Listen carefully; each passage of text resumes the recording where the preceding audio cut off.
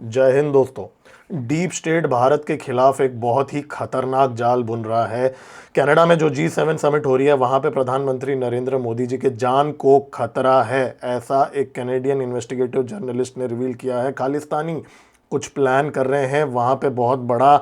और बांग्लादेश के अंदर जो मोहम्मद यूनुस की जो इलीगल सरकार है उसके खिलाफ बांग्लादेश आर्मी खड़ी है, ऐसा पिछले हफ्ते मैंने रिपोर्ट किया था। लेकिन अब कुछ बड़े डेवलपमेंट्स वहाँ पे हो रहे हैं जहाँ पे यूएस की डीप स्टेट, पाकिस्तान का आईएसआई और यूनाइटेड नेशंस, जी हाँ यूनाइटेड नेशंस भी मोहम्मद यूनुस के इलीगल सरकार को सपोर्ट करके वहाँ पे एक इस्लामिक कैलिफेट बना के भारत के लिए एक बहुत बड़ा सिक्योरिटी थ्रेट बनाने की कोशिश कर रहे हैं।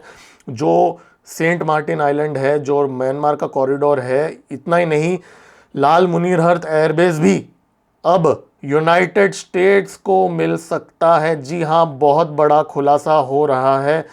बहुत सारे डेवलपमेंट्स यहाँ पे हमें देखने को मिल रहे हैं बांग्लादेश के अंदर। इतना ही नहीं, पाकिस्तान की जो आईएसआई है वो दो नए बड़े टेरर अटैक्स प्लान कर रहा है भारत के अंदर करने के लिए, कुछ बड़े मेजर सिटीज़ के अंदर। और इससे रिलेटेड भी एक बहुत बड़ा खबर लीक हुआ है, अफगानिस्तान से आया है। इतना ही नहीं, भारत बहुत बड़ी तैयारियां कर रहा है। 40-40 हज़ार के मिलिट्री कॉन्ट्रैक्ट्स इमरजेंसी बेसिस पे दी जा रही हैं आर्म्ड फोर्सेस के लिए। जून के लास्ट वीक में एक डिफेंस एक्विजिशंस की मीटिंग होने वाली है, उसके अंदर बड़े बड़े defence acquisitions Bharat emergency basis पे खरीद रहा है। क्या भारत ये कुछ सेंस कर रहा है कि अगले कुछ महीने कुछ होने वाला है? क्या रीजंस हैं? बहुत सारे अपडेट्स मैं आज लेके आया हूँ। इनफैक्ट इसके बाद भी चाइना से भी कुछ अपडेट्स हैं, बहुत सारे अपडेट्स हैं इस वीडियो में। मेरा नाम है गिरीश और आप देख रहे हैं जियोपॉलिटिक्स। दोस्तों, अभी तक आपने इस वीडियो को लाइक नहीं किया है, अगर आप लाइक करेंगे, मेरा नया चैनल है, मैं मोटिवेट हो जाऊंगा और चैनल को बेनिफिट होगा। दोस्तों चलिए स्टार्ट करते हैं। सबसे बड़ी खबर इस समय यह है कि प्रधानमंत्री नरेंद्र मोदी जी को कनाडा ने पहले तो इनवाइट नहीं किया, अब इनवाइट किया है, थोड़ा लेट किया है। लेकिन इनविटेशन के बाद जो 15 से 17 तारीख के बीच में जो G7 समिट हो रही है वहाँ पे खालिस्तानी कुछ प्लान कर रहे हैं प्रधानमंत्री नरेंद्र मोदी जी के खिलाफ, ऐसा कुछ इंटेलिजेंस रिपोर्ट्स अभी आ चुकी हैं। Canada based investigative journalist Mocha Bezirgan नाम का एक जर्नलिस्ट है वहाँ पे। वो जो बंदा है, बेसिकली इसका बैकग्राउंड मैं फटाफट बता देता हूँ। ये खालिस्तानियों को ट्रैक करता है। ये बंदा न्यूजीलैंड, ऑस्ट्रेलिया, यूके, यूएस सब जगह पे ये बंदा खालिस्तानियों को ट्रैक करता है।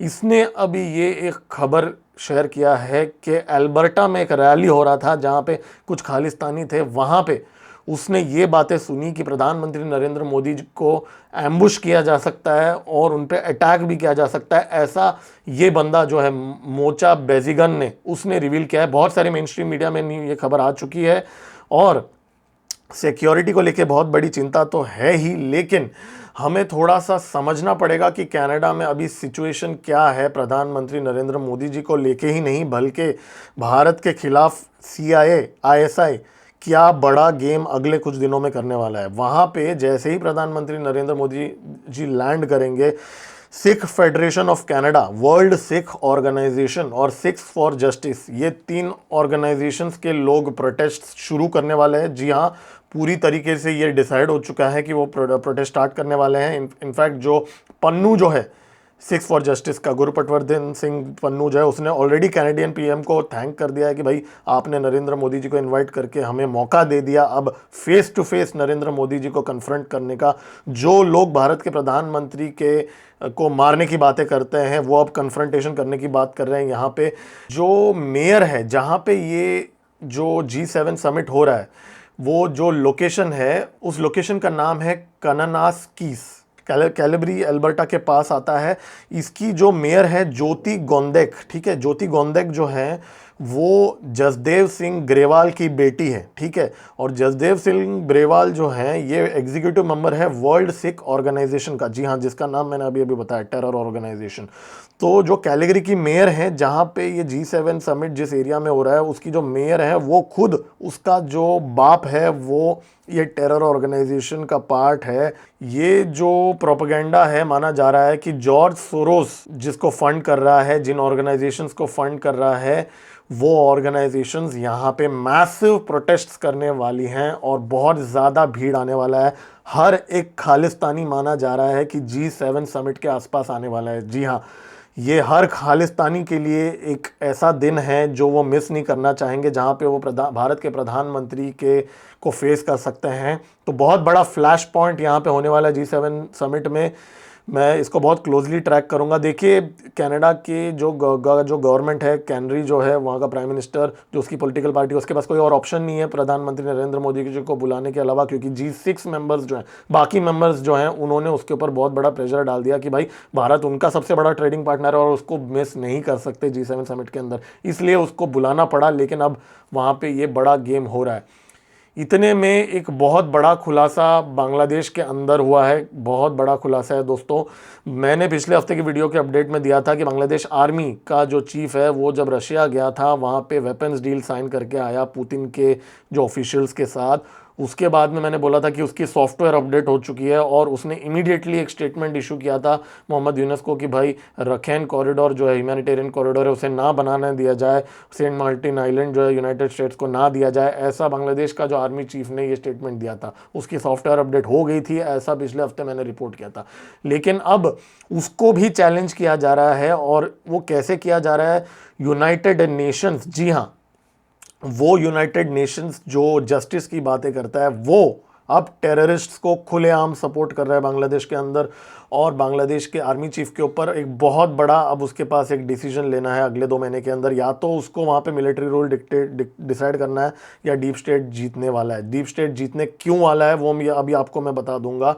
जो मोहम्मद यूनुस है, उसने एक जुलाई चार्टर, ठीक है, डिक्लेयर करने की कोशिश की है। यहाँ पे उसने अनाउंस कर दिया है कि उन बांग्लादेश की जो कॉन्स्टिट्यूशन है, 1972 कॉन्स्टिट्यूशन, उसको कैंसिल करने की बातें की जा रही है।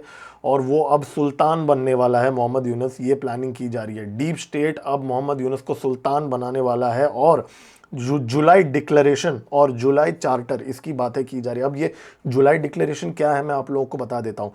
यूनुस की जो इंटरिम गवर्नमेंट है, वो खुद को एक रेवोल्यूशनरी गवर्नमेंट डिक्लेयर करने वाली है, ठीक है, रेवोल्यूशनरी गवर्नमेंट।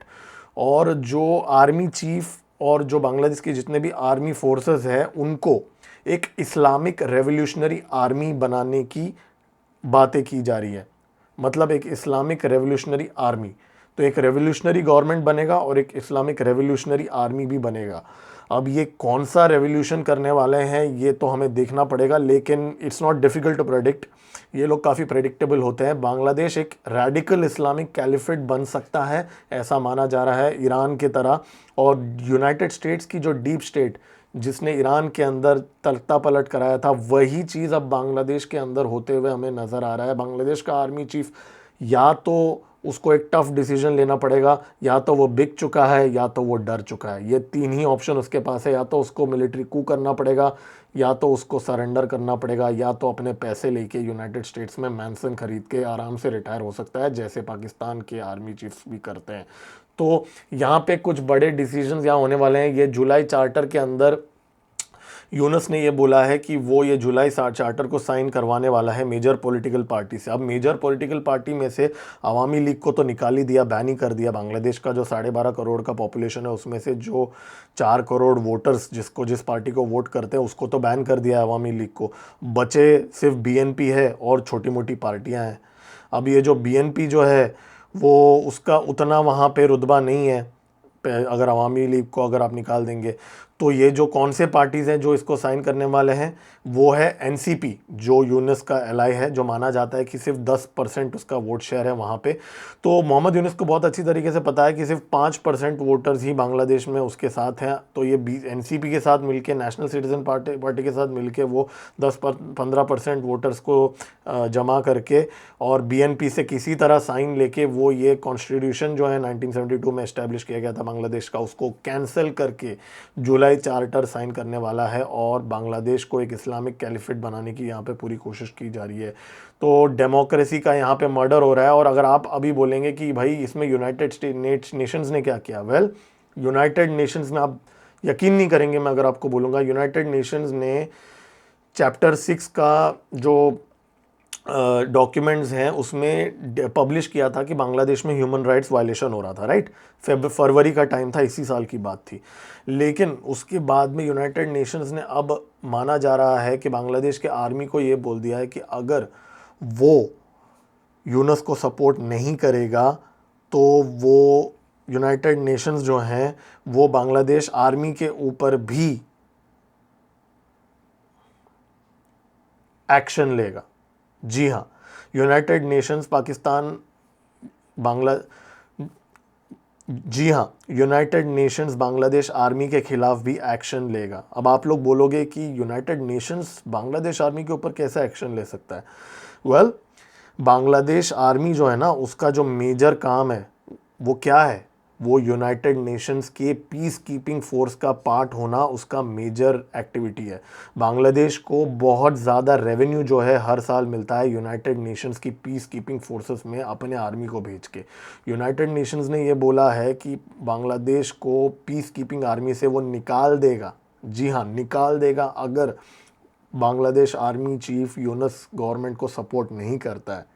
ऐसा यूनाइटेड नेशंस ने बोला है दोस्तों। वो यूनाइटेड नेशंस जो यूनाइटेड स्टेट्स का पपेट है, वो यूनाइटेड नेशंस जो डीप स्टेट का अंग है, उसने बांग्लादेश आर्मी को ये धमकी दे दी है कि वो अब पीस कीपिंग मिशंस में अपने बंदों को भेज के पैसे नहीं कमा सकता। ये लेटेस्ट अपडेट है और इसमें पाकिस्तान की आईएसआई भी पूरी तरीके से अब कोशिश कर रही है कि बांग्लादेश के अंदर लश्कर तैयबा और जैश ए मोहम्मद को पूरी तरीके से एस्टैब्लिश करके एक इस्लामिक आर्मी खड़ी की जा रही है बांग्लादेश के अंदर। और बांग्लादेश का जो 4000 किलोमीटर्स का बॉर्डर है भारत के साथ, वो फेंसिंग नहीं की गई है, वो पाकिस्तान के जितना वेल प्रोटेक्टेड नहीं है। हमारे पास करोड़ों के मात्रा में बांग्लादेशी लीगल इमिग्रेंट्स भी हैं, तो बहुत बड़ा यहाँ पे सिक्योरिटी थ्रेट है। लेकिन एक बहुत बड़ी खबर ये भी आ रही है कि मोहम्मद यूनुस जो हैं वो अब यूके जा रहा है। ठीक है, यूके में उसको अब एक प्रिंस चार्ल्स जो हैं उसको एक अवार्ड देने वाला है। जी हाँ, प्रिंस चार्ल्स जो है उसको किंग चार्ल्स हार्मनी अवार्ड देने वाला है। ये award deep state, Prince Charles भी एक सॉरी प्रिंस चार्ल्स नहीं, माय बैड, किंग चार्ल्स जो है हार्मनी अवार्ड उसको मिलने वाला है। बांग्लादेश की जो मोहम्मद यूनुस को किंग चार्ल्स हार्मनी अवार्ड मिलने वाला है ब्रिटिश मोनार्की की तरफ से। और ब्रिटिश मोनार्की जो है वो डीप स्टेट का एक अंग है। तो पूरी तरीके से यहाँ पे एक प्लानिंग की जा रही है। वहाँ पे ये जो अवार्ड यूनुस को मिलेगा उसको डोमेस्टिकली यूनुस बांग्लादेश के अंदर एक मोमेंट ऑफ नेशनल प्राइड की तरह मार्केटिंग करेगा, ऐसा डीप स्टेट की प्लानिंग है।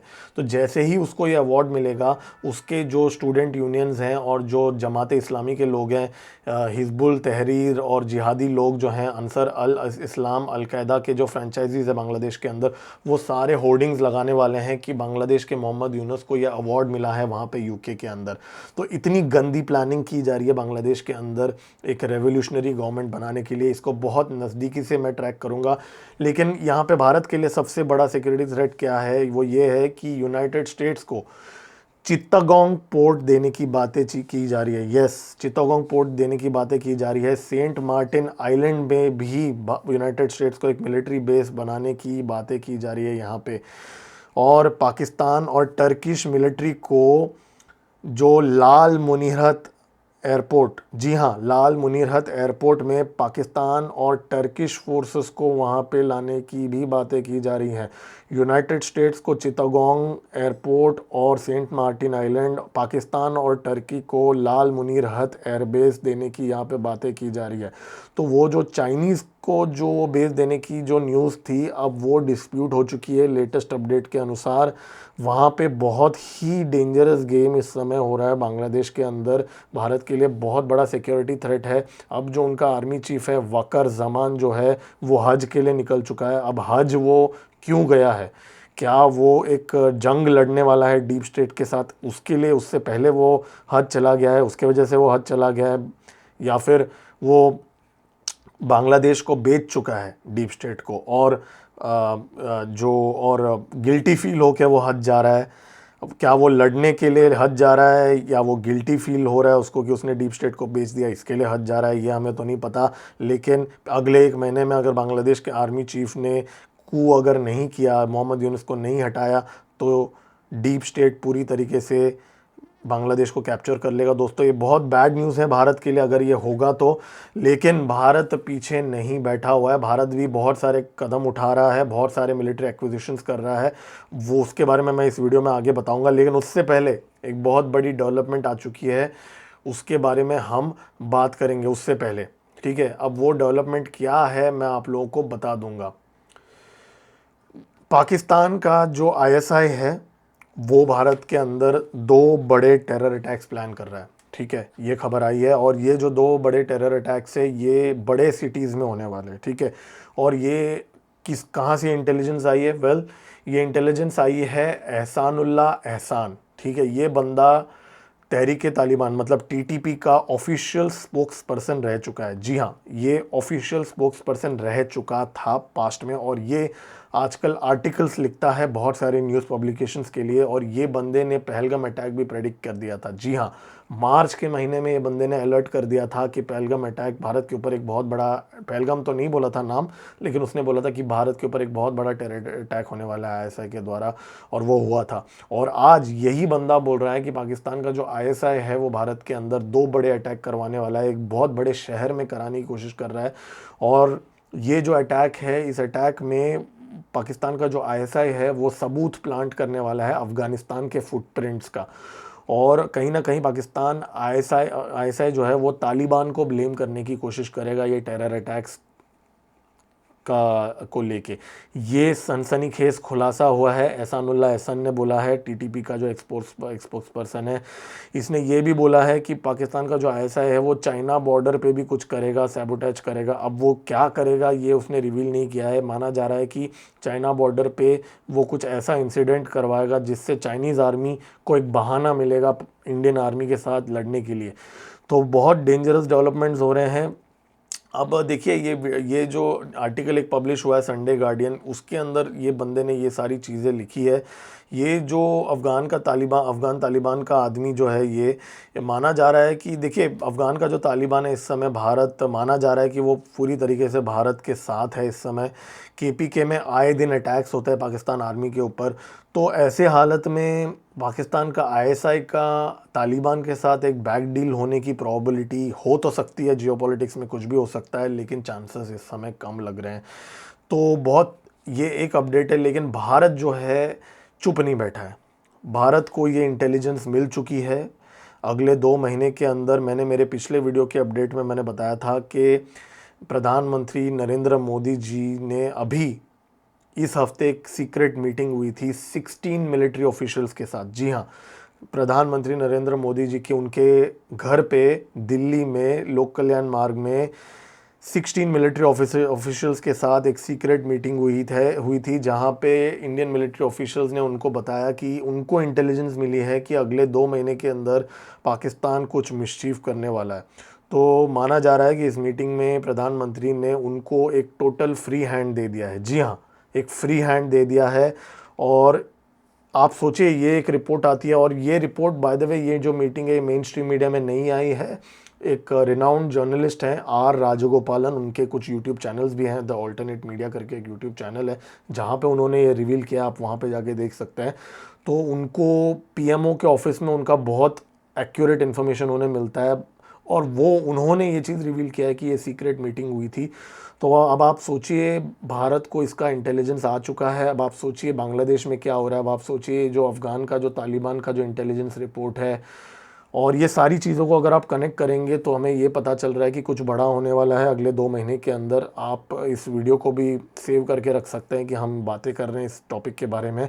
अगले 2 महीने के अंदर कुछ बड़ा होने वाला है हमारे भारत के बॉर्डर्स के आसपास। अभी वो बांग्लादेश के साइड होगा, पाकिस्तान के साइड होगा, चाइना के साइड होगा, वो हम अभी नहीं प्रेडिक्ट कर सकते। ऑपरेशन सिंदूर अभी भी जारी है। इतने में भारत ने बड़े बड़े डिफेंस एक्विजिशंस के डिसीजंस ले लिए हैं। दोस्तों, मेरे पास बहुत सारे अभी अपडेट्स हैं, मैं एक एक करके आप लोगों को बताऊंगा अगले कुछ मिनटों में। अभी तक दोस्तों, अगर अभी तक आपने इस वीडियो को लाइक नहीं किया तो आप लाइक कर सकते हैं, अगर आपको ये वीडियो वैल्यू ऐड लग रहा है इसमें तो, क्योंकि बहुत सारा इन्फॉर्मेशन मैं इस बार शेयर कर रहा हूँ इस वीडियो के अंदर।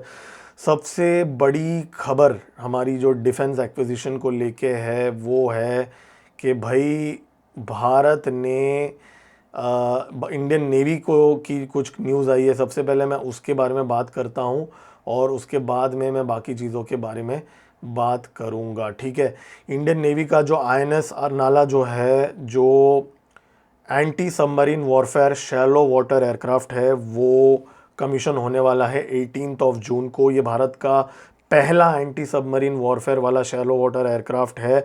ये जो एयरक्राफ्ट सॉरी वाटरक्राफ्ट है, ये जो वाटरक्राफ्ट है ये पाकिस्तानी और चाइनीज सबमरीन्स को चुन चुन के मारने की काबिलियत रखता है। जी हाँ, ये एंटी सबमरीन वॉरफेयर में ये यूज़ किया जाएगा। विशाखापट्टनम के नेवल डॉकयार्ड में इसको कमीशन किया जाएगा। भारत के जो chief of defence staff general Anil Chauhan ji इसमें यहाँ पे आने वाले हैं।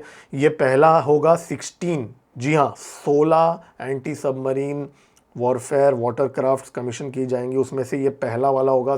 15 और आने वाले हैं दोस्तों, और ये बनाया गया है garden reach ship builders and engineers Kolkata और एल&टी दोनों के जॉइंटली ये बनाया गया है। और ये आईएनएस अर्नाला जो है, ये जो अर्नाला फोर्ट जो है मुंबई के पास वसई में जो है, उसका जो उसके वो फोर्ट के ऊपर ये नाम रखा गया है क्योंकि वो फोर्ट काफ़ी इन्फ्लुएंशियल हुआ करता था इंडियन नेवल डिफेंस में। इसका जो 80% इंडिजीनियस कंटेंट है आईएनएस अर्नाला का, और भारत इलेक्ट्रॉनिक्स, एल&टी, महिंद्रा डिफेंस, इन सब ने पार्ट सप्लाई किए हैं आईएनएस अर्नाला को। 80% इंडिजीनियस है। 55 माइक्रो स्मॉल मीडियम एंटरप्राइजेज ने अपने पार्ट्स आईएनएस अर्नाला के अंदर डाले हुए हैं।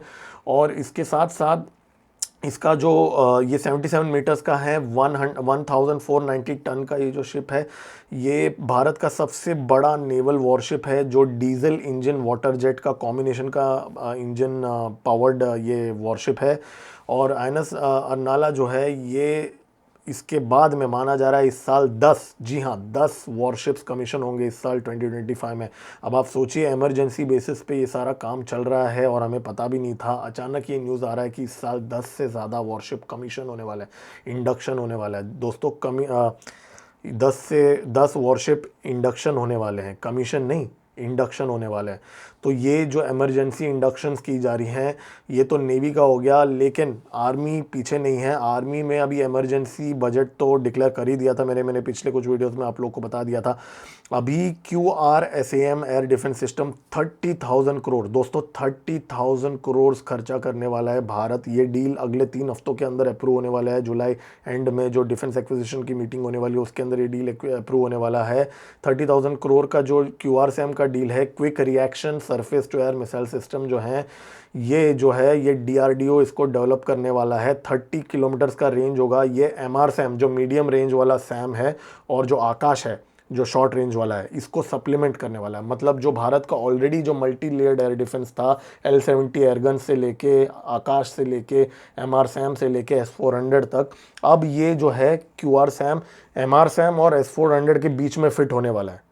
ठीक है, तो ये जो QRSAM जो है ये एक और लेयर ऐड करने वाला है भारत के एयर डिफेंस के अंदर। तो भारत अपने एयर डिफेंस को और ज़्यादा मजबूत करने वाला है, और माना जा रहा है कि इसमें जो QRSAM जो ये होगा, ये फुल्ली इंडिजीनियस होगा। ठीक है, और ये कुशा से अलग है। हाँ, कुशा अलग है, जो S-400 का रिप्लेसमेंट जो भारत बना रहा है उसके ऊपर मैं अलग से डेडिकेटेड वीडियो बनाऊंगा, वो अलग है और ये अलग है। तो भारत बहुत ज़्यादा अपने एयर डिफेंस को मजबूत कर रहा है।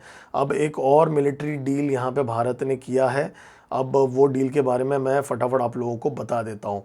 अस्त्रा MK3, गांधीवा भी बोलते हैं इसको, ये जो मिसाइल है, ये अस्त्रा जो है बियॉन्ड विजुअल रेंज का जो मिसाइल है, अस्त्रा MK1 जो है ऑलरेडी हम यूज़ कर रहे हैं, राफेल जेट यूज़ कर रहा है। इनफैक्ट माना जा रहा है कि सुखोई भी इसको यूज़ कर रहा है। अब जो इसकी जो थर्ड वेरिएंट जो है अस्त्रा MK3 गांधीवा जो है, BVR जो है, उसकी लाइव फायर ड्रिल स्टार्ट होने वाली है दोस्तों। जी हाँ, अभी ये डेवलपमेंट फेज़ में नहीं है दोस्तों, टेस्टिंग फेज़ में आ चुकी है। इंडक्शंस भी इसका बहुत जल्दी होने वाला है। ये जो गांधीवा जो है, ये solid fuel ducted ramjet propulsion system use करता है, और 300 से लेके 350 किलोमीटर्स का रेंज है दोस्तों इसका। पाकिस्तान का जो PL-15 जो चाइना वाला है उसका मात्र 150 है, इसका 350 दोस्तों है इसका रेंज। अब ये जो है ये सुखोई 30 के अंदर फिट कर दिया जाएगा, और माना जा रहा है कि अस्त्रा MK1 जिसका रेंज 110 का है, अस्त्रा MK2 जिसका रेंज 160 का है, उससे कहीं ज़्यादा इसका रेंज होने वाला है। और ये माक 4.5 तक सुपरसोनिक स्पीड्स में ये जा सकता है। और ये भी माना जा रहा है कि जो इसकी जो 340 किलोमीटर्स की जो रेंज है वो 20 किलोमीटर ऑल्टीट्यूड में है, और 190 किलोमीटर का जो रेंज है वो 8 किलोमीटर ऑल्टीट्यूड में है। तो काफ़ी मैनूवरेबल है ये मिसाइल, तो इसको इंटरसेप्ट करना बहुत मुश्किल है। ठीक है, अस्त्रा 3। तो भारत का भाई अब जो मिसाइल्स हैं वो और ज़्यादा अपग्रेड हो रहा है दोस्तों। भारत मिसाइल पावर हाउस बन रहा है पूरे दुनिया में। हमारे पास ब्रह्मोस है, हमारे पास आकाश तीर है, हमारे पास अस्त्रा है, हमारे पास स्कैल्प है, हमारे पास क्या क्या नहीं है।